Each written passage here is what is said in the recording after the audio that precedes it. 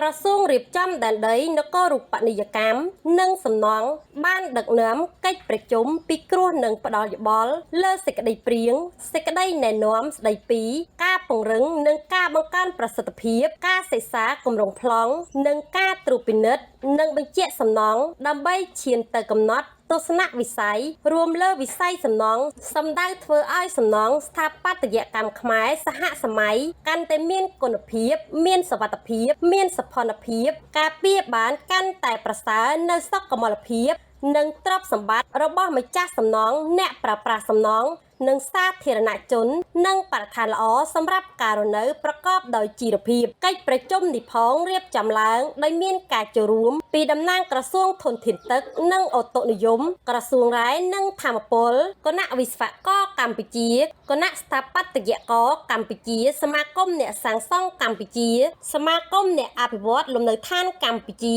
សមាគមអ្នកវិនិយោគក្រុមហ៊ុនត្រួតពិនិត្យនិងបញ្ជាក់សំណង់ក្រុមហ៊ុនសេសាគម្រោងប្លង់និងក្រុមហ៊ុនសាងសង់ផងដែរនេះបើយោងទៅតាមកិច្ចប្រជុំនាថ្ងៃទី12ខែឧសភាឆ្នាំ2025នៅទីស្តីការក្រសួងរៀបចំដែនដីនគររូបនីយកម្មនិងសំណង់